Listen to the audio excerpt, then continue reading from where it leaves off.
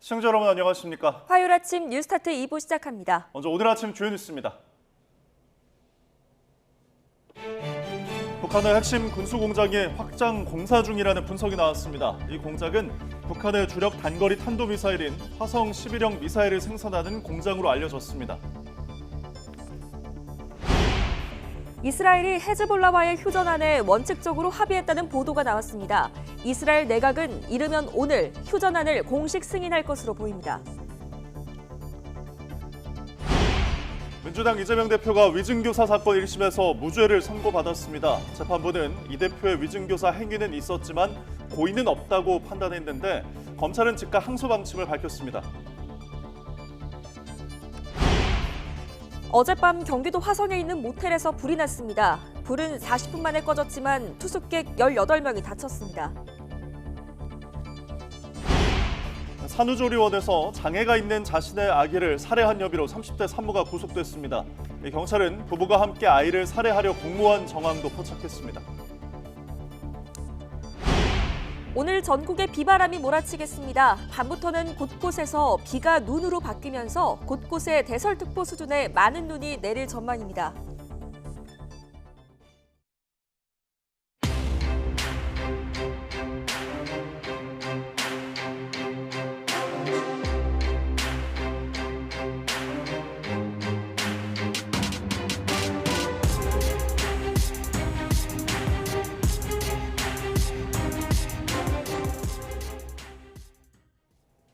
네, 유리한 증언을 교사한 혐의로 재판에 넘겨진 이재명 더불어민주당 대표가 1심에서 무죄를 선고받았습니다. 서울중앙지방법원은 어제 위증교사 혐의로 기소된 이 대표에게 무죄를 선고했습니다. 다만 위증 혐의로 기소된 김진성 씨는 일부 증언이 위증으로 인정돼 벌금 500만 원이 선고됐습니다. 앞서 유죄 전망이 많았던 위증교사 혐의 1심에서 예상 밖의 무죄 선고를 받은 데는 이미 공개된 녹취록에 담긴 이 대표의 발언이 결정적인 역할을 했습니다. 재판부는 있는 그대로 기억해달라거나 또 없는 사실 만들 필요 없다는 이 대표의 발언을 직접 인용하며 무죄 취지를 설명했습니다. 신지원 기자입니다. 법원은 이재명 민주당 대표의 위증 교사 혐의를 무죄로 판단하면서 기존에 공개된 녹취록을 자세히 언급했습니다. 통화의 전체적인 흐름이나 맥락, 표현을 볼 때 증인의 기억을 확인하는 통상적인 증언 요청과 크게 다를 바가 없다는 겁니다. 그러면서 녹취록에 담긴 이 대표의 여러 발언을 직접 인용했습니다. 재판부는 이 대표가 오래전 일에 대한 기억을 있는 그대로 되살리고자 했다고 인정하고 있는 대로 뭐 어차피 세월은 다 지났잖아요. 뭐. 고 김병량 전 성남시장의 수행비서였던 김진성 씨가 당시 상황을 전체적으로 이야기해주면 도움이 된다고 말한 점에 주목했습니다. 김일성이 안 본 거 뭐 그런 얘기 할 필요는 없는 거고 그쪽 시장님 쪽 이게 어떤 입장이었는지 뭐 그런 거나 좀 상기해 봐주시면 좋을 것 같아요. 재판부는 그러면서 당시 통화 내용에 이 대표가 김 씨에게 구체적으로 거짓 증언을 요청한 발언은 없었다며 검찰이 제출한 증거만으로는 이 대표가 김 씨에게 위증을 시키려는 의도가 있었다고 보기 어렵다고 강조했습니다. YTN 신지원입니다. 이재명 대표에게 징역 3년을 구형했던 검찰은 받아들이기 어려운 판결이라며 반발하고 나섰습니다. 내부에선 당혹스러운 분위기도 감지되는 가운데 검찰이 곧바로 항소 의사를 밝히면서 선거법 사건에 이어 위증교사 사건도 2심으로 넘어갈 전망입니다. 계속해서 김태원 기자입니다. 지난 결심 공판에서 이재명 대표에 대해 사법 질서를 교란한 중대범죄를 저질렀다고 질타하며 징역 3년의 실형을 구형했던 검찰. 1심 법원이 이 대표의 위증교사 혐의에 대해 전부 무죄를 선고하자 즉각 반발하고 나섰습니다. 검찰은 법리와 증거관계에 비춰볼 때 이 대표에게 무죄를 선고한 1심 판결을 납득할 수 없다고 밝혔습니다. 판결문을 면밀하게 검토한 뒤 항소해 2심에서 유죄 입증에 최선을 다하겠다며 이례적으로 항소 제기를 예고했습니다. 검찰은 이 대표의 증언 요청에 위증의 고의성이 입증되지 않았다는 재판부 판단에 날을 세웠습니다.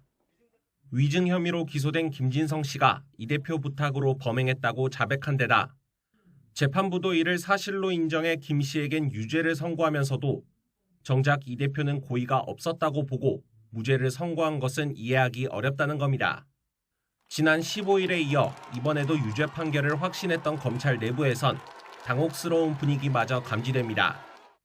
한 검찰 관계자는 판결대로면 증언을 망설이며 한 차례 출석을 거부하기까지 했던 김 씨가 혼자 나서서 위증한 셈이 되는 거라며 기교적 판단이라고 비판했습니다. 검찰은 항소시 한인 다음 달 2일까지 법원에 항소장을 제출할 것으로 보입니다. YTN 김태원입니다. 더불어민주당은 사필 규정이라며 이재명 대표의 1심 무죄 판결을 일제히 환영했습니다. 전현희 최고위원은 SNS에 너무나 당연한 결론이고 이 대표와 함께 더 겸허하고 치열하게 이기겠다며 이같이 적었습니다. 김병주 최고위원은 정권이 아무리 정치검찰을 동원해 정적을 제거하려 해도 없는 죄를 만들어낼 수는 없는 것이 증명됐다고 주장했습니다. 국민의힘은 민주당 이재명 대표가 위증교사 혐의 1심에서 무죄를 선고받자 사법부의 판단을 존중하지만 국민적 의구심은 여전히 해소되지 않는다고 밝혔습니다. 한 대표는 SNS에 글을 올려 위증한 사람만 유죄고 위증을 교사한 사람은 무죄라는 판단이라며 이같이 적었습니다. 추경호 원내대표도 사법부의 판단을 존중하지만 아쉬움은 남는다며 서면으로 입장을 밝혔습니다. 다음 소식입니다. 검찰이 삼성물산과 제일모직 부당합병 관련 혐의로 재판에 넘겨진 이재용 삼성전자 회장의 항소심에서도 1심과 같이 징역 5년을 구형했습니다. 이 회장은 1심 무죄에도 무거운 책임감을 느꼈다며 투자자들을 속일 의도가 없었다고 호소했는데 항소심 선고는 내년 2월에 진행됩니다. 백종규 기자입니다. 부당합병 등의 혐의로 1심에서 무죄를 선고받은 이재용 삼성전자 회장의 항소심이 마무리됐습니다. 결심 공판을 앞두고 취재진의 질문이 이어졌지만 답은 없었습니다. 공소장 변경이 항소심 영향 미칠 거라고 보시나요? 삼성의 위기란 지적이 있는데 어떻게 생각하세요? 검찰은 삼성물산과 제일모직 합병은 경영 승계를 목적으로 주주의 이익과 무관하게 추진됐고 합병 강행을 위해 각종 부정거래 행위가 수반될 수밖에 없었다고 재차 주장했습니다. 그러면서 이 회장에게 1심과 같은 징역 5년에 벌금 5억 원을 구형했습니다. 함께 기소된 임직원들에게도 1심 때와 같은 형을 구형했습니다. 검찰은 이어 이 사건에서 피고인이 훼손한 것은 우리 경제의 정의와 자본시장의 근간을 이루는 헌법적 가치라며 이번 판결이 앞으로 재벌기업의 구조 개편과 회계 처리 방향의 기준점이 될 거라고 강조했습니다. 이 회장 측 변호인단은 합병에 전문가 등 시장의 이목이 집중돼 허위 사실을 통해 실체를 은폐할 수 없는 상황이었다며 검찰 측 주장을 반박했습니다. 이 회장도 최후 진술에 나서 합병 추진이 두 회사의 미래에 도움이 될 것으로 생각했다며 사익을 위해 주주들에게 피해를 주고 투자자들을 속일 의도가 전혀 없었다고 호소했습니다. 이 회장의 항소심 선고는 내년 2월 3일 서울고등법원에서 이루어질 예정입니다. YTN 백종규입니다.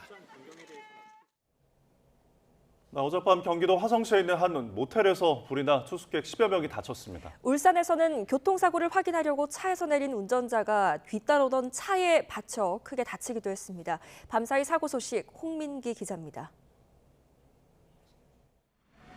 모텔 창문이 산산이 깨졌고 건물 곳곳은 검게 그을렸습니다. 어젯밤 10시 8분 경기도 화성시 봉담읍에 있는 4층짜리 모텔 건물에서 불이 났습니다. 화재 경보기 음이 들리고 사장님께서 이제 불이야하면서 소리치셔가지고 저는 이제 그 소리 듣자마자 바로 그냥 문 열고 나왔는데 이 불로 호흡곤란 중상자 3명 등 18명이 다쳐 인근 병원으로 이송됐습니다. 2층 객실에서 남성 1명이 심정지 상태로 발견돼 인근 병원으로 옮겨졌다가 회복하기도 했습니다. 다행히 사망자는 없었습니다. 불이 난 당시 모텔에는 객실 25곳 가운데 16곳에 투숙객이 머물고 있었습니다.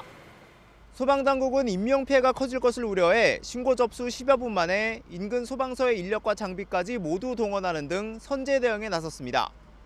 경찰과 소방당국은 모텔 1층 계산대에서 불이 시작됐다는 신고와 목격자들 증언 등을 토대로 정확한 화재 원인을 조사할 방침입니다.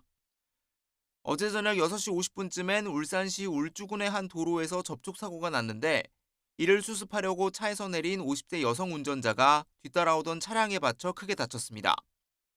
사고가 이어지며 모두 4대의 차량이 부딪혔는데 경찰은 정확한 경위를 조사하고 있습니다. YTN 홍민기입니다. 충북 청주의 한 산후조리원에서 장애가 있는 자신의 아기를 살해한 혐의를 받는 30대 산모가 구속됐습니다. 법원은 도주 우려가 있다며 영장을 발부했는데 경찰은 산후조리원에 대한 수사도 진행하고 있습니다. 김기수 기자입니다. 한쪽 팔에 장애가 있는 신생아를 살해한 혐의를 받는 30대 산모 A씨. 구속 전 피의자 신문을 받기 위해 A씨는 자신의 다른 자녀를 안고 법원에 출석했습니다. 아이를 살해한 혐의를 인정하냐는 취재진의 질문엔 아무런 대답을 하지 않았습니다. 혐의 인정하시나요? 장애 때문에 그러신 건가요? A씨는 지난달 10일 충북 청주에 있는 한 산후조리원에서 태어난 지 일주일 된 아이를 숨지게 한 혐의를 받습니다. 아이는 한쪽 팔에 장애가 있는 상태로 태어났는데 경찰은 A씨가 아이를 살해하기 위해 남편과 공모한 사실을 포착했습니다. A씨 부부의 휴대전화를 압수해 디지털 포렌식을 진행한 결과 고의로 아이를 엎어놨다는 정황을 확인한 것으로 알려졌습니다. 당초 A씨를 과실치사 혐의로 입건했던 경찰은 고의성이 드러나자 남편도 포함해 A씨 부부의 혐의를 살인으로 변경했습니다. 경찰은 A씨의 남편에 대해서도 같은 혐의로 구속영장을 신청했지만 검찰 측이 다른 자녀 양육을 이유로 기각한 것으로 전해졌습니다. 또 경찰이 산후조리원에 대한 수사도 진행하고 있는 것으로 알려졌는데 수사 이유에 대해선 아직 밝힐 수 없다고 설명했습니다. 경찰은 이들 부부가 아이를 숨지게 한 이유 등 범행 동기에 대한 수사를 이어나갈 방침입니다. YTN 김규수입니다. 네, 그제 전남 영암군의 가금 농장에서 확인된 조류 인플루엔자 AI가 H5N1형 고병원성으로 판정됐습니다. 올해 고병원성 AI 사례가 발견된 건 강원도 동해와 충북 음성, 인천 강화에 이어 4번째입니다. 중앙사고수습본부는 발생 농가 반경 10km 안에 있는 농가 35곳에서 정밀 검사와 소독을 진행하기로 했습니다.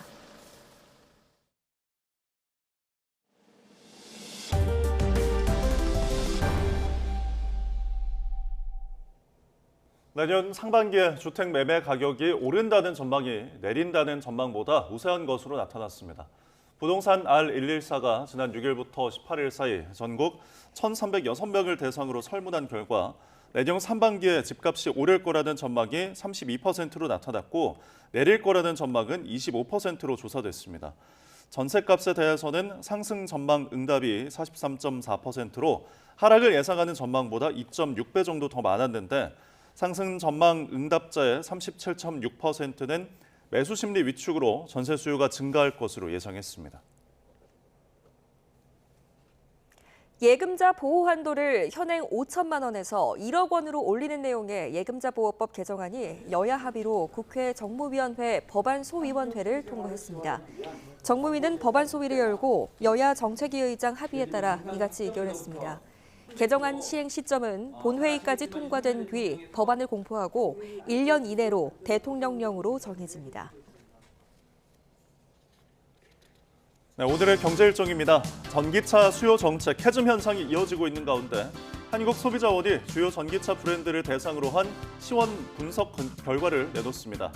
계기판 표시와 실제 주행 가능 거리를 비교 분석한 내용입니다. 종합부동산세 납부 시한이 다가오고 있는 가운데 기획재정부가 올해 분 고지 현황을 밝힙니다.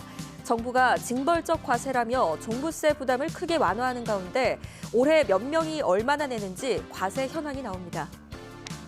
정부가 트럼프 2기 행정부 출범을 앞두고 중소기업 분야 대응책 마련을 위한 민관 합동 태스크포스를 오늘 가동합니다. 트럼프 행정부의 관세 중심 보호무역주의는 대기업뿐만 아니라 중국산 ICT 제품의 수출과 생산 둔화로 이어져 국내 중소기업에도 부정적 영향을 미칠 것으로 우려됩니다. 통계청이 2022년도 국민 이전 계정을 공개합니다. 국민 이전 계정은 연령간의 경제적 자원 배분을 반영한 지표로 연령 변화에 따른 소비와 노동소득의 관계를 보여줍니다. 사교육 지출 등으로 고등학교 시기에 가장 많은 소비를 하다가 30대에서 50대 흑자를 거쳐 60대부터 다시 적자로 돌아서는 생애 주기의 큰 흐름이 어떻게 변화했을지 주목됩니다. 네, 북한이 러시아의 단거리 탄도미사일을 지원하는 것으로 알려진 가운데 이 미사일을 제조하는 북한 내 핵심 군수 공장이 확장 공사 중이라는 분석이 나왔습니다. 네, 이 밖에 북한과 러시아를 연결하는 철도 검문소가 본격 운영되고 내년 체육 교류 의정소도 조인하는 등 북러 협력은 점점 가속화하는 분위기입니다. 김지영 기자입니다. 미국의 민간 위성업체 플래닛랩스가 지난달 초 촬영한 함경남도 함흥의 2월 11일 공장 위성사진입니다. 미국의 싱크탱크 제임스 마틴 비확산 연구센터 분석에 따르면 건설 중인 추가 조립시설과 근로자들을 위한 주택으로 보이는 새 건물들이 관찰됩니다. 또 북한 당국이 단지 내 지하시설의 출입구를 보강하는 듯한 움직임도 포착됐습니다. 연구센터 샘레어 연구원은 이 공장이 화성 11형 미사일을 생산하는 것으로 알려진 유일한 공장이라고 설명했습니다. 또 위성사진에서 포착된 움직임은 이 공장의 처리량을 대폭 늘리려고 한다는 점을 시사한다고 밝혀 주목됩니다. KN-23이라고도 불리는 화성 11형은 북한의 주력 단거리 탄도미사일로 우크라이나와 서방 국가들은 러시아가 이를 지원받아 전장에서 사용하고 있다고 보고 있습니다. 앞서 이 미사일에 미국 등 서방 부품이 대거 사용된 정황이 포착되기도 했습니다. Корпуса ракеты, все електронна начинка, вся іноземна. Корейського там нічого нема. Корейський тільки метал, який швидко ржавіє. 러시아와 북한의 협력 강화는 이 밖에도 곳곳에서 감지됩니다. 두 나라의 접경에 있는 핫산 두만강 철도 검문소가 올해 들어 본격 운영되고 있는 건 국경무역 강화의 반증이기도 합니다. 또한 양국은 내년 체육교류 내용을 담은 의정서를 조인했습니다. 특히 내년부터 2년마다 번갈아가며 하계 체육대회를 열기로 합의하는 등 스포츠 분야에서도 협력 확대 강화 흐름을 이어나가기로 했습니다. YTN 김지영입니다. 이스라엘이 레바논 무장정파 헤즈볼라와의 휴전안에 원칙적으로 잠정 합의했고 이르면 오늘 공식 발표할 거라는 보도가 나왔습니다. 미 백악관도 휴전 합의가 임박했다며 최종 타결을 낙관했습니다. 보도에 정유신 기자입니다. 이스라엘이 레바논 무장정파 헤즈볼라와 휴전하는 방안을 원칙적으로 합의했다고 CNN 방송 등이 보도했습니다. CNN은 네타냐후 총리가 관료들과의 회의에서 미국이 제안한 휴전안을 잠정 합의했다며 이르면 오늘 내각 투표로 승인할 예정이라고 전했습니다. 인터넷 매체 악시오스도 합의가 골라인까지 도달했지만 아직 통과는 못한 상태라고 미 고위 관계자를 인용해 보도했습니다. 이번 휴전안 초안에는 이스라엘이 레바논 남부에서 철수하고 헤즈볼라도 리타니강 이남에서 빠져나가 완충지대를 만드는 내용이 담겨 있습니다. אחת, למנוע מהחיזבאללה לרדת דרומה מהליטני. השנייה, למנוע מהחיזבאללה לבנות מחדש את כוחו. 이를 위해 양측이 60일 동안 과도기를 갖고 미국 주도하의 주변국들이 휴전안을 제대로 이행하는지 감시하도록 돼 있습니다.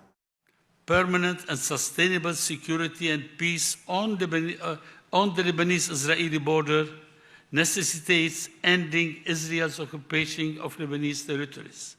미 백악관도 휴전 합의가 임박했다고 낙관하면서 바이든 미 대통령이 직접 발표할 것이란 전망까지 나왔습니다. This remains a top priority for the president, has for some time, and certainly is today as we speak, to get this ceasefire between Israel and Hezbollah. 하지만 양측의 거센 공세가 여전해 한 번의 실수로 협상이 무산될 수 있다는 우려도 나옵니다. 실제로 이스라엘은 주말 동안 베이루트 공습에 나서 30명 가까이 숨졌고 헤즈볼라도 로켓 200여 발로 반격에 나서기도 했습니다. 실제 휴전이 성사된다면 지난해 10월 하마스와 가자 전쟁에 이어 레바논에서 헤즈볼라와 확전된 이후 1년 만에 포송이 멈추게 됩니다. YTN 정유신입니다.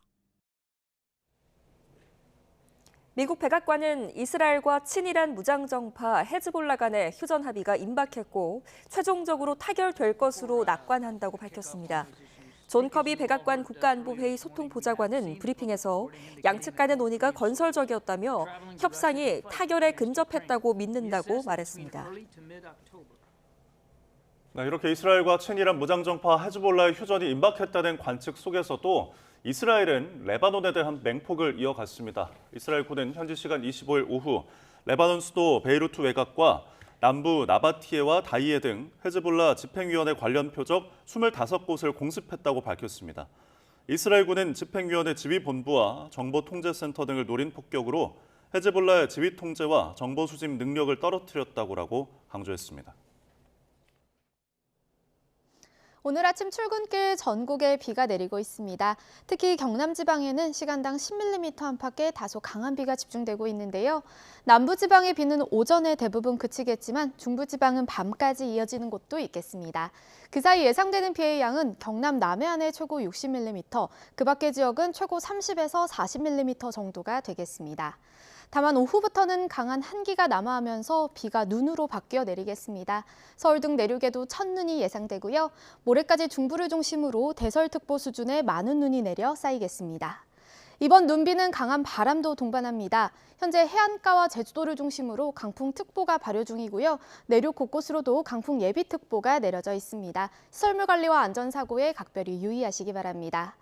오늘 아침은 큰 추위 없지만 낮부터는 찬바람이 강해지겠습니다. 오늘 낮 기온은 서울 9도, 광주 11도, 대구 12도에 그치겠습니다. 날씨였습니다.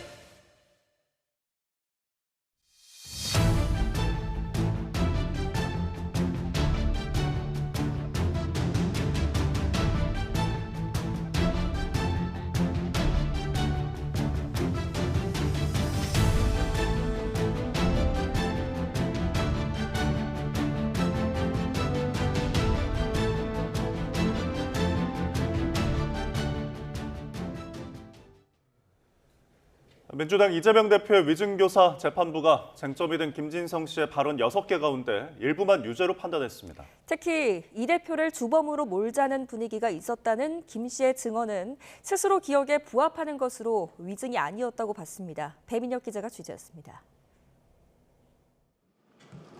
김진성 씨는 지난 2019년 이재명 대표 선거법 재판에 출석해 김병량 전 성남시장 선거 캠프 내부에 이 대표를 검사 사칭 주범으로 몰자는 분위기가 있었다는 취지로 지원했습니다.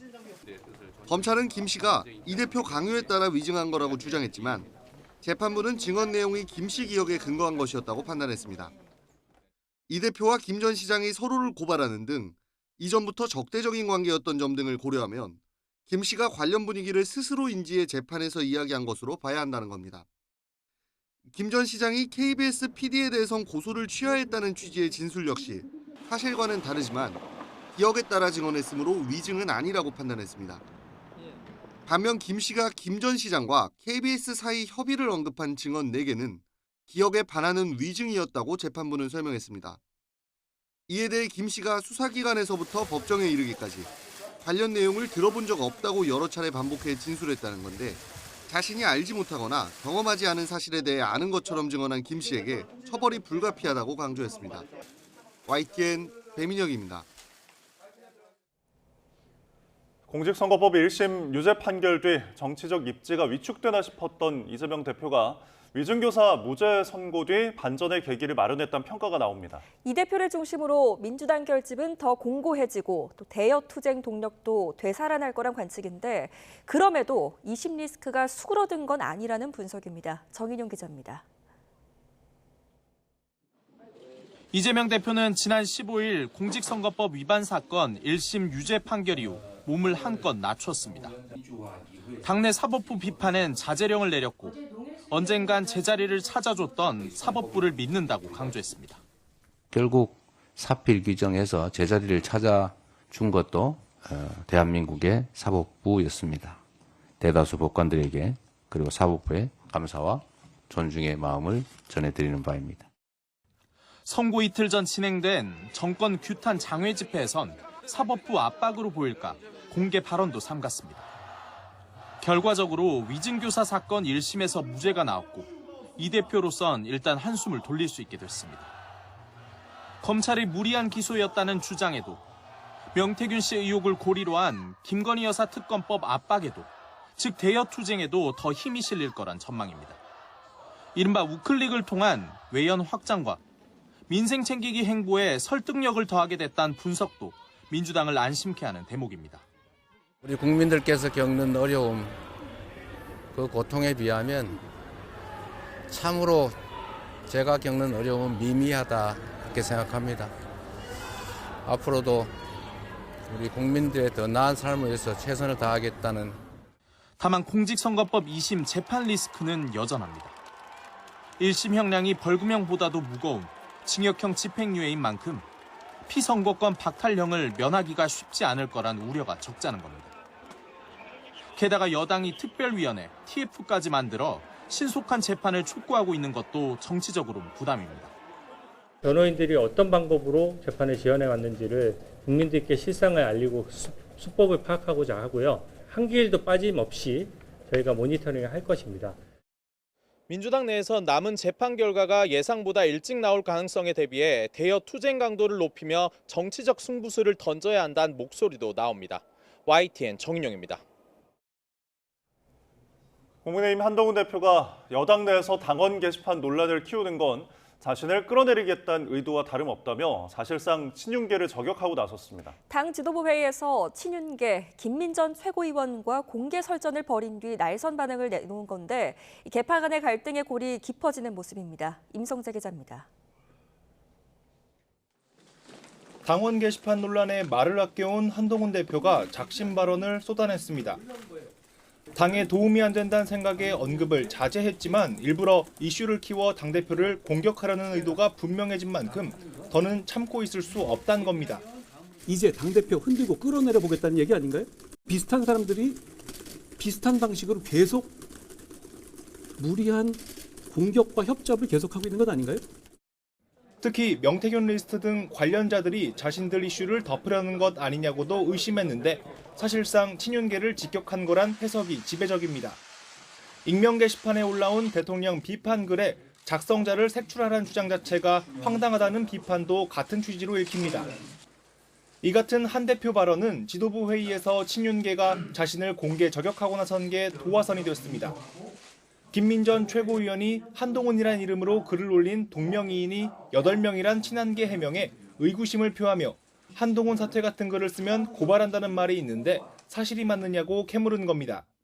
당에서 한동훈 대표 사퇴와 같은 글을 쓰는 사람들은 고발한다.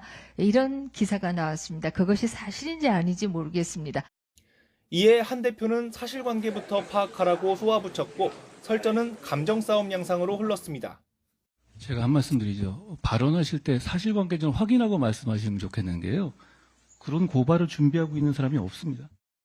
이어진 비공개 회의에서도 팩트체크도 안 하고 이야기하느냐는 비판과 최고위원이 말하는데 왜 끼어드느냐는 발언 등 친한 친윤계 간 고성이 오간 거로 알려졌습니다.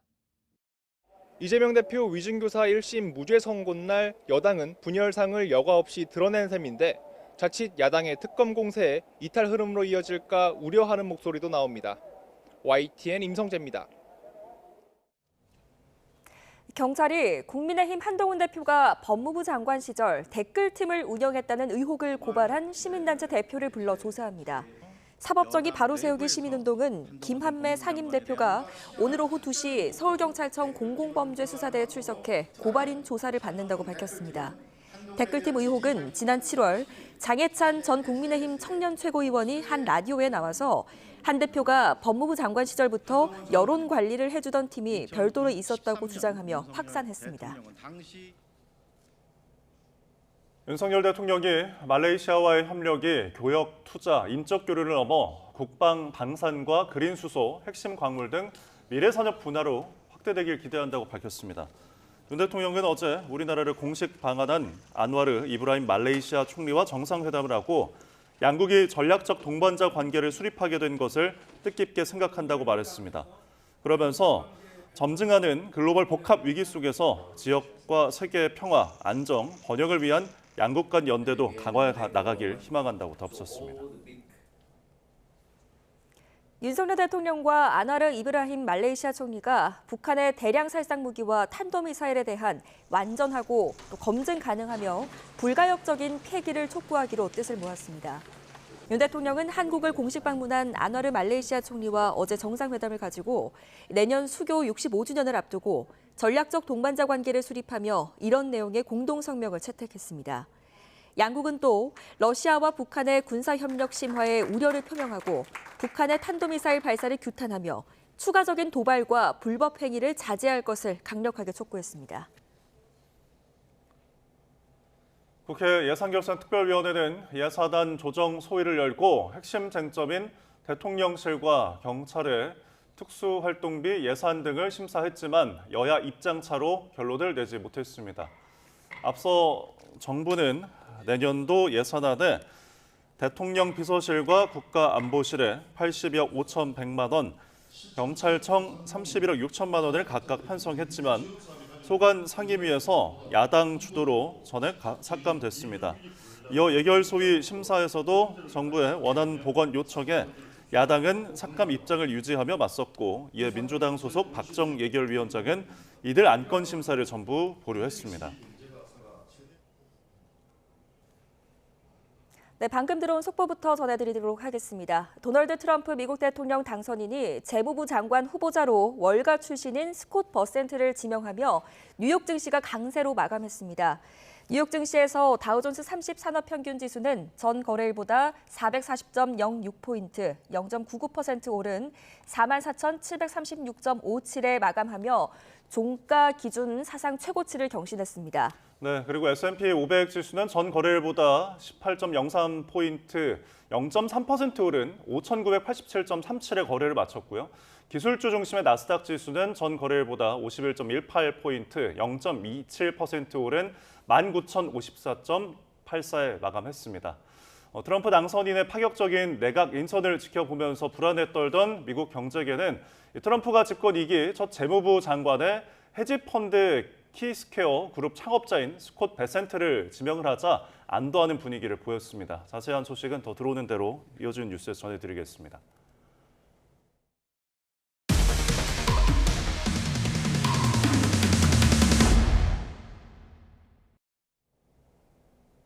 네, 또래 여학생들의 사진을 활용한 합성 영상물 딥페이크를 제작해 유포한 중학생들이 경찰에 적발됐습니다. 피해 학생은 큰 충격에 빠졌는데 교육청이 사건 처리 과정에서 실명을 그대로 공개하며 2차 가해 논란으로까지 번졌습니다. 정현우 기자입니다.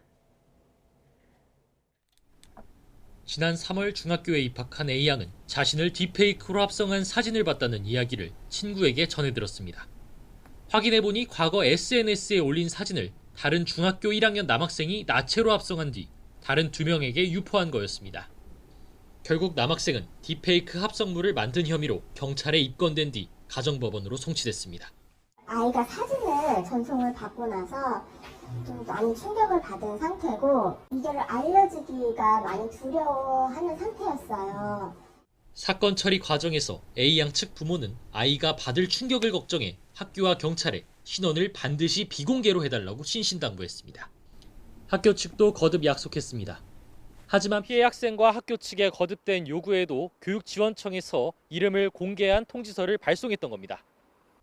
천안교육지원청이 학교폭력심의위 소집 통지서를 피해자 3명과 가해자 3명에게 전달하면서 6명의 학교와 이름을 그대로 밝혀버렸습니다. 심지어 가해자의 진술까지 구체적으로 담고 있어 피해 상황은 고스란히 노출됐습니다. 저희 아이는 이미 신원이 노출됐기 때문에 이거는 되돌릴 수 없는 상황이라고 생각을 해요. 천안교육지원청은 잘못을 시인했습니다.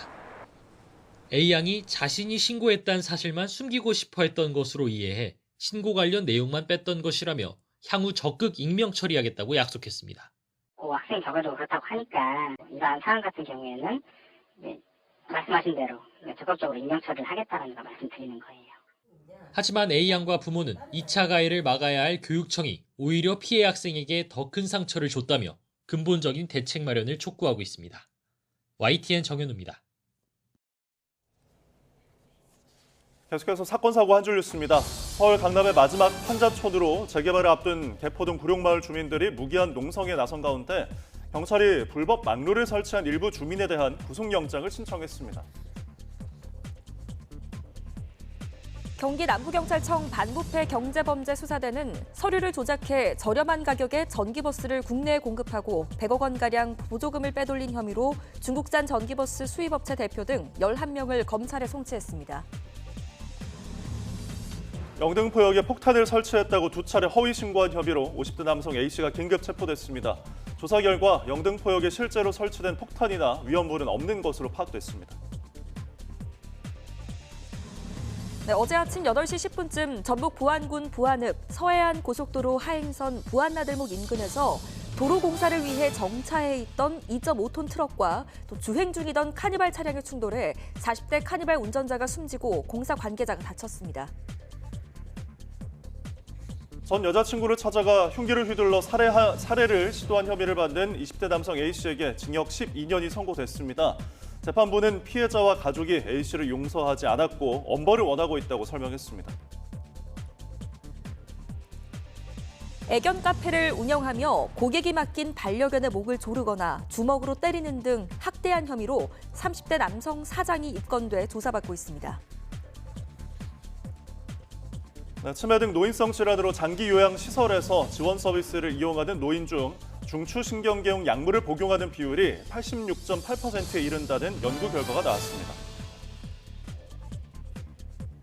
배우 고 이선균 씨를 협박해 3억 원을 뜯어낸 혐의를 받는 유흥업소 실장 A씨에게 검찰이 징역 7년을 구형했습니다. 지금까지 사건 사고 한 줄 뉴스였습니다. 공천 개입 의혹을 수사하는 검찰이 명태균 씨 등 관련자를 소환 조사했습니다. 8시간 반가량에 걸친 조사 뒤 나온 명 씨 변호인은 정치자금법 위반과 관련해 조사가 이뤄졌다며 명 씨는 혐의를 부인하고 있다고 밝혔습니다. 강혜경 씨는 검찰 청사에 출석하면서 언론에서 거론되는 정치인들이 명 씨를 모른다고 꼬리 자르기를 하는데 사실대로 인정했으면 좋겠다고 말했습니다. 검찰은 오늘 오후 명 씨를 다시 불러 조사할 계획입니다. 경찰이 윤석열 대통령 퇴진 국민투표 참여를 독려한 혐의를 받는 전희영 전국교직원 노동조합 위원장을 소환 조사하기로 했습니다. 서울경찰청 공공범죄수사대는 전 위원장에게 다음 달 3일 오전 10시 국가공무원법 위반 피혐의자 신분으로 출석하라고 통보했습니다. 전교조는 지난달 22일 홈페이지에 윤석열 대통령 퇴진 국민투표 참여를 독려하는 위원장 명의의 호소문을 게시했는데 교육부는 이를 국가공무원법 위반으로 보고 지난달 경찰에 수사를 의뢰했습니다. 서울 시흥동에서 자전거를 타던 초등학생이 마을버스에 치여 숨졌습니다. 경찰은 운전자를 입건하고 자세한 사고 경위를 조사하고 있습니다. 사건 사고 소식 이현정 기자입니다. 도로 한가운데에 마을버스가 멈춰서 있고 출동한 경찰과 소방대원들이 주변을 살펴봅니다. 저녁 7시 15분쯤 서울 시흥동에서 60대 운전기사가 몰던 마을버스가 도로로 나오던 자전거를 들이받았습니다. 자전거를 타고 있던 13살 초등학생이 심정지 상태로 병원으로 옮겨졌지만 끝내 숨졌습니다. 버스하고 자전거하고 부딪혀서 급한 상황이니까 빨리 와달라고. 사고가 난 도로는 시속 30km의 속도 제한이 있지만 어린이 보호구역은 아닌 것으로 파악됐습니다.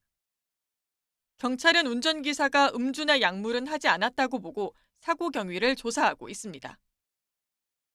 커다란 화물차가 도로 중간을 턱 막고 있고 뒤로는 차가 줄줄이 밀려 있습니다.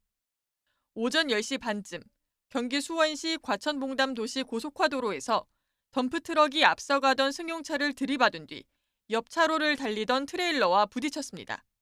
이 사고로 운전자 등 4명이 다쳤는데 모두 생명에는 지장이 없는 것으로 파악됐습니다.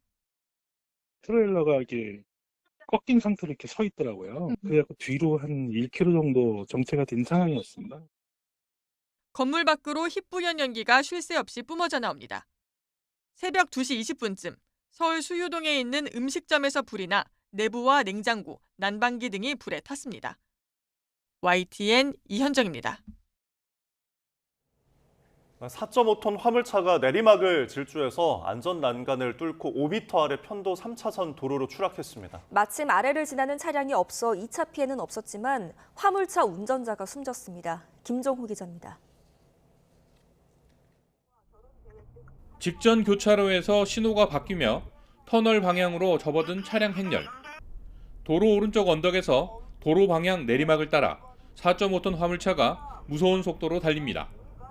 속도를 줄이지 못해 안전 난간을 뚫고 차량 앞머리가 5m 아래 도로를 수직으로 들이받습니다. 난간을 들이받은 충격으로 운전자도 차량 밖으로 튕기면서 도로로 추락합니다. 운전자가 의식이 있는지 확인하기 위해서 처음에 이렇게 봐서 두드려 봤습니다. 그러니까 이제 숨을 쉬고 있더라고 보니까요. 2차 피해는 없었지만 모든 차량이 멈춰 도로가 막혔습니다. 사고 목격자가 다른 차량을 양옆으로 유도하면서 구급차가 현장에 도착할 수 있었습니다. 안타깝게도 운전자는 호흡과 맥박이 모두 멈춘 상태였고 병원으로 이송한 뒤에는 숨졌습니다. 경찰은 차량이 심하게 부서져 안전띠 착용 여부를 확인하지 못했고 뚜렷한 제동 흔적도 찾지 못했습니다. 차량이 좀 굴러간 흔적이 있어요. 타이어 끄적 흔적이 있어요. 제동 흔적으로 보기는 힘들고. 경찰 관계자는 실린 화물이 2톤 정도로 과적 상태는 아니었고 정확한 사고 경위는 조사하고 있다고 말했습니다. YTN 김종호입니다. 천만 영화 달서부터 혼외자 소식, 이어 다른 연인설까지 올 한 해는 배우 정우성 씨에게 다사다난한 한 해가 되고 있습니다. 네, 일각에선 이런 논란에 미리 대비한 게 아니냐는 추측도 제기되고 있는데요. 함께 보시죠. 네, 정우성은 지난해 말 개봉한 영화 서울의 봄으로 천만 배우 반열에 올랐는데요. 데뷔 30년 만에 필모그래피 최초로 천만 영화를 보유하게 됐습니다. 이 작품을 통해 배우로서 큰 호평을 받으며 제2의 전성기를 맞이했습니다. 또 태무에서 산 정우성, 짜릿해 늘 새로워 잘생긴 게 최고야와 같은 밈 이른바 패러디물이 유행하면서 대중에게 친숙하게 다가오는 계기가 되기도 했습니다. 네, 그런데 이번에 혼외자 소식이 전해지면서 그동안 논란에 미리 대비해왔던 게 아니냐는 시각도 제기되고 있습니다. 천만 배우에 올랐지만 올해 새로운 CF 계약을 한 편도 맺지 않았다는 점에 관심이 쏠린 건데요. 문가비 씨의 출산을 둘러싸고 사생활 논란이 불거지며 자칫 위약금이 발생할 수 있어 부담을 느낀 게 아니냐는 추측입니다. 또 정우성은 지난 7월 9년 동안 이어왔던 유엔 난민기구 친선대사에서도 물러났는데요. 당시 갑작스러운 사임 소식에 대중들의 관심이 쏠리자 기구와 본인에게 정치적 공격이 쏟아져 좋지 않은 상황이 됐고 자신의 이미지도 고착화됐기 때문이라고 사임 이유를 설명하기도 했습니다. 혼외 출산에 대한 사회적 인식이 과거에 비해 크게 달라지긴 했지만 이번 소식을 접한 대중의 시선은 곱지만은 않습니다. 이번 일을 계기로 그간 쌓아왔던 이미지에 타격이 불가피할 거란 전망도 나옵니다. 우리 국적 항공사들이 국내선 운항에는 시간 준수 등 운항 신뢰성이 높았지만 국제선에서는 다소 저조한 신뢰성을 보였습니다. 국토교통부가 국내 공항을 이용하는 10개 국적 항공사의 운항 정시성을 조사한 결과 국내선 노선은 모두 A 이상의 높은 평가를 받았지만 국제선은 에어부산과 에어로케이 항공을 제외한 모든 항공사들이 B 이하의 저평가를 받았습니다. 국제선의 경우 대부분 인천공항을 이용하는 만큼 최근 동남아 중국 노선 확대 증편 등으로 인천공항의 혼잡도가 높아져 운항의 정시성이 떨어졌다는 분석입니다. 11월 26일 화요일 미리 보는 오늘입니다. 정부가 레지던스라고 불리는 생활형 숙박시설, 생수계 오피스텔 용도 변경을 지원하고 오피스텔의 바닥 난방 면적 제한을 폐지하기로 했습니다. 국토교통부는 이 같은 내용의 오피스텔 건축 기준 개정안을 마련해 오늘부터 행정 예고한다고 밝혔습니다. 주택도시보증공사 허그가 자기자본 확대를 위해 7천억 원 규모의 신종자본증권을 오늘 발행합니다. 이 신종자본증권은 특수체여서 자기자본으로 인정되는데요. 이번 발행으로 자본이 확충되면 전세 보증금 지급 보증 여력이 추가로 확보되는 효과가 있습니다. 환경미화원과 경비원 등 노동자들의 새벽 출근길을 배려한 서울시 새벽 동행 자율주행 버스가 오늘 새벽부터 운행을 시작했습니다. 새벽 동행버스 A160번은 당분간 무료로 운영되는데 평일 하루 한 번 새벽 3시 반 도봉산역 광역환승센터에서 영등포역까지 왕복 50km를 운행합니다.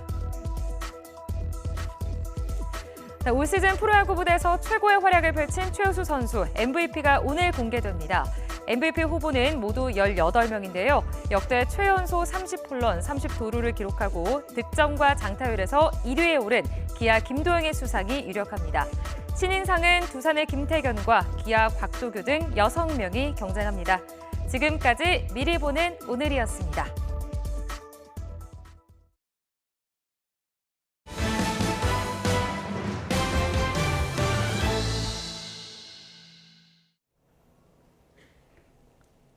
네, 도널드 트럼프 미 대통령 당선인이 집권 2기 내각 인선을 마무리했지만 상원 인준 전쟁을 앞두고 논란은 계속되고 있습니다. 트럼프 2기 행정부 출범으로 국내에서도 우려가 나오고 있는 가운데 주미 대사는 한미 양국의 확장 억제 강화를 위해 긴밀히 협의할 것이라고 강조했습니다. 워싱턴 홍상희 특파원입니다. 트럼프 2기 내각 주요 인선은 당선 확정 17일 만에 마무리됐습니다. 12월 첫 내각 인선을 발표했던 8년 전과 비교하면 속전속결입니다. 충성파와 플로리다 출신, 폭스뉴스, 세대 교체를 키워드로 반중 강경파 외교안보 라인과 경제엔 관세론자, 이민 국경엔 강경론자를 발탁했습니다. 모두 트럼프 당선인의 최측근으로 설계됐지만 문제는 15개 부처 장관이 거쳐야 할 상원 인준 절차입니다. 과거 성폭행 의혹이 불거진 헤그세스 국방장관 내정자와 백신 음모론을 제기했던 케네디 주니어 보건복지장관 후보자, 러시아에 동조했던 게버드 국가정보국 국장 지명자가 인준 청문회 문턱을 넘을 수 있을지가 관건입니다. Of course, we do have some concerns when you look at the appointment of a number of individuals like Gabby Hegseth. You find individuals who do not seem to be qualified for the job and individuals who have had statements. 트럼프 행정부 2기 출범으로 우리나라에서도 안보와 경제에서의 영향이 우려되는 가운데 조현동 주미대사는 최상의 한미동맹 유지를 최우선으로 할 것이라고 강조했습니다. 북한군의 러시아 파병과 미 행정부 교체 시기, 북한의 도발 가능성 등에 대비해 한미 확장 억제 강화를 목표로 하겠다는 겁니다. 트럼프 1기 행정부 당시와는 판이하게 달라진 한반도 안보 상황하에서 한미 양국의 확장 억제, 또 연합 방위 태세가 공고하게 유지되고 더욱 강화될 수 있도록 미측과 계속 긴밀히 협의해 나갈 것입니다. 특히 트럼프 2기 행정부에서의 보편 관세 도입 등 경제 통상 정책 변화 가능성에 대해서는 한국이 대미 투자액 1위에 오른 사실을 상기시키며 투자 환경 유지가 중요하다는 점을 강조할 계획입니다. 특히 이번 우리 정상과 트럼프 당선인과의 통화는 의례적인 당선 축하 메시지를 넘어서 조선 협력과 같이 실질적인 협력 분야에 대한 의견 교환도 이루어졌다는 점에서 첫 단추가 잘 끼워졌다고 생각합니다. 조 대사는 또 인공지능과 방산 등 기존 협력 분야뿐 아니라 전략 사업 분야에서의 협력도 모색해 도전 요인은 최소화하고 기회를 최대화하겠다고 밝혔습니다. 트럼프 2기 행정부 출범을 앞두고 국내에서도 불확실성에 대한 우려가 제기되고 있지만 달라진 안보 환경과 경제 시너지를 강조해 한미 간 협력을 이끌어내겠다는 의지로 풀이됩니다. 워싱턴에서 YTN 홍상입니다. 최근 영국 주재 미국 대사관 인근에서 가짜 폭발물이 발견된 것과 관련해 40대 남성이 체포됐습니다. 런던 경찰청은 현지 시간 24일 43세 남성을 체포해 조사하고 있고 아직 정확한 범행 동기는 알려지지 않았습니다. 앞서 현지 시각 22일 오전 영국 주재 미국 대사관 인근에서 의심스러운 물체가 발견돼 경찰의 통제 아래 폭발을 일으켜 처리했습니다. 프로야구 2024 시즌 타율 1위에 오른 타격왕 외국인 선수 에레디아가 다음 시즌에도 SSG와 함께하기로 했습니다. SSG는 에레디아와 연봉 160만 달러와 옵션 20만 달러까지 더해서 최대 180만 달러, 우리 돈 25억여 원에 재계약했다고 밝혔습니다. 에레디아는 이번 시즌 타율 3할 6푼으로 1위 기록을 했고 안타도 195개를 때리며 2위에 올랐습니다. 삼성도 외국인 선수 레이스 디아즈와 재계약을 했습니다. 이 플레이오프 MVP에 오른 레이스는 최대 120만 달러, 약 16억 원을 받기로 했고 디아즈는 90만 달러, 12억 원에 합의했습니다. 네, 여자 프로농구 삼성생명이 디펜딩 챔피언 우리은행을 잡고 5연승을 달렸습니다. 삼성생명은 용인체육관에서 열린 홈 경기에서 15득점, 5리바운드를 기록한 포워드 이혜란의 활약을 앞세워 우리은행을 55대 48로 꺾었습니다. 삼성생명은 5승 4패로 5할 승률을 기록하며 2위 우리은행과 승차를 한 경기로 좁혔습니다. 겨울의 시작을 앞두고 이번 주 날씨가 비상입니다. 오늘은 전국에 간풍을 동반한 비가 내리겠는데 제주도에는 최고 100mm가 넘는 호우가 예고됐습니다. 밤부터는 전국 곳곳에서 비가 첫눈으로 바뀌어서 많게는 10cm까지 쌓일 것으로 보입니다. 정혜윤 기자입니다. 겨울을 코앞에 두고 또 날씨가 비상입니다. 서쪽에서 유입된 저기압 영향으로 비구름이 오늘까지 전국에 영향을 줄 전망인데 제주도에는 최고 100mm 이상, 남해안에는 60mm, 수도권에는 최고 40mm까지 비가 예고됐습니다. 11월 말에 내리는 비로는 제법 많은 양입니다. 해상과 내륙에 강한 바람이 동반되며 도로에 쌓인 낙엽이 배수로를 막아 침수 피해가 발생할 수 있어 주의가 필요합니다. 전국의 대부분 지역에서는 26일부터 바람이 매우 강해질 것으로 예상되고 있습니다. 비구름이 빠져나간 뒤에는 찬 공기가 남하하며 기온이 크게 떨어지겠고 수도권 등 내륙 곳곳에는 비구름이 아닌 눈구름이 발달하겠습니다. 기상청은 수요일까지 강원도에 최고 15cm 이상, 경기 북동부와 호남 내륙에 최고 10cm, 서울과 인천, 경기 남서 내륙에도 1에서 5cm의 눈을 예상했습니다. 대설특보 수준의 많은 양입니다. 이번 눈은 오늘 밤 늦게나 내일 새벽 사이 수도권 등 중부지방부터 시작될 것으로 보여 출근길, 눈길로 인한 불편이 우려됩니다. 기상청은 겨울 시작을 앞두고 내리는 첫눈이 제법 도로에 쌓이는 대설로 이어질 수 있다며 주의를 당부했습니다. 기온이 점차 낮아지는 추세로 가기 때문에 내리던 비들이 점차 눈으로 바뀔 소지가 있고요. 그에 따라서 우리나라는 서울을 비롯한 이 중부지방 기온이 낮은 곳을 중심으로는 이 첫눈이 예상되고 있는데 그 첫눈의 정도가 일반적으로 우리가 약하게 내리던 진눈깨비나 이런 형태보다는 다소 눈이 쌓일 수 있는 그러한 부분이라는 점. 기상청은 이번 주말까지 날씨가 점점 추워질 것으로 예상되는 가운데 수도권을 비롯한 내륙에는 눈이 목요일 오전까지 내릴 가능성이 있다고 밝혔습니다. 특히 충청과 호남 지방은 주 후반까지 눈이 길게 이어질 것으로 보여 철저한 대비가 필요합니다. YTN 정혜윤입니다.